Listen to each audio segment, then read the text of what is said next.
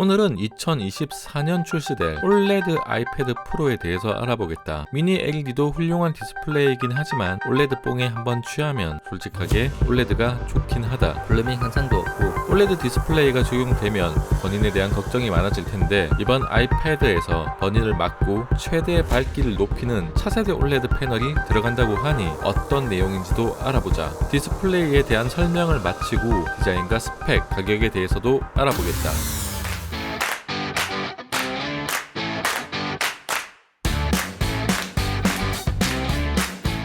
우선 OLED 패널은 가격상 프로 라인업에만 들어갈 것으로 예상한다. 원래 에어 라인업에 먼저 넣어보려 했으나 가격 협상이 잘 안돼서 불발되었던 걸로 알고 있다. 우선 OLED가 적용되는 아이패드 프로는 12.9인치와 11인치 모델이며 12.9인치는 LG 디스플레이에서 11인치 모델은 삼성과 LG에서 담당한다고 한다. 크기가 각 0.1인치씩 커져 13인치와 11.1인치가 되는데 편의상 11인치와 12.9인치 모델로 통일하겠다. 여튼 이번에 들어가는 OLED 디스플레이는 투스택 템덤 OLED로 RGB OLED를 두 개의 층으로 쌓는 것이다. 그렇게 되면 100의 밝기를 내기 위해 100의 전압을 주던 것을 두 개의 층에 50씩 주어도 가능하여서 OLED 수명과 밝기 측면에서 극적인 개선을 이루게 된다. OLED 번인이라는 게 소자의 전압을 강하게 걸수록 수명이 낮아지고 번인이 날 확률이 커지기 때문에 그걸 쪼개서 전류를 받게 되면 같은 밝기를 낼 때 스트레스가 많이 줄어들기 때문이다. 모바일 OLED 하면 삼성인데 왜 LG에서 더 많은 파일을 가져가는지 궁금해하는 사람도 있을 것이다. 사실 LG 같은 경우 차량용 OLED에 이미 투스택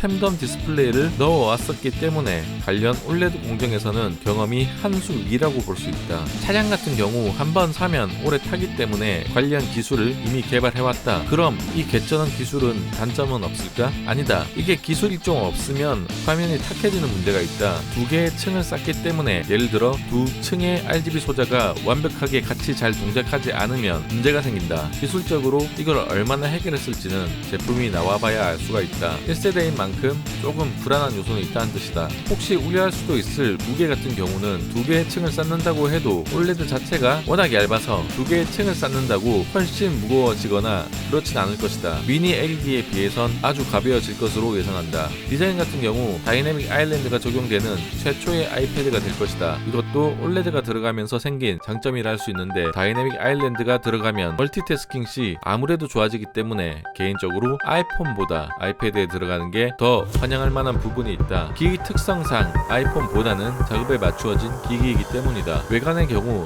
티타늄에 관한 얘기도 있었으나 풀 알루미늄으로 예상된다고 한다. AP는 M3 프로세서로 싱글과 멀티 10% 정도 향상될 것으로 예측되며 개인적으로는 GPU 성능이 많이 상승할 것으로 예상한다. 이번에 GPU 개발을 좀 실패했었다. 용량은 128기가를 없애고 256기가부터 시작될 것으로 알려졌고 1테라 옵션부터는 최대 24기가의 램이 탑재될 것으로 예상한다. 문제는 가격인데 기존 11인치 799달러, 12.9인치 1099달러부터 시작되던 프로가 11인치 1500달러, 12.9인치 1800달러를 목표로 하고 있다고 한다. 물론 128기가 라인업이 없어져서 정확한 비교라고 하긴 어렵지만 아무래도 시작 가격이 최대 80% 가까이 오르는 상당히 부담스러운 가격인 건 사실이다. 출시 시기는 24년 1분기 출시로 딱 1년 정도 남았다. 그 사이 올해는 큰 사이즈의 아이패드와 애플 펜슬 3도 같이 나올 것이라는 소스가 있는데 이건 차후에 얘기하려고 한다. 어떤가? 물론 가격은 전체적으로 많이 올라가지만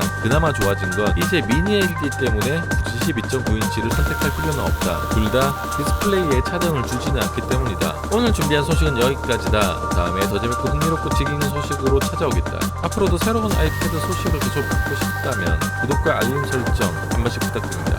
그럼 이만.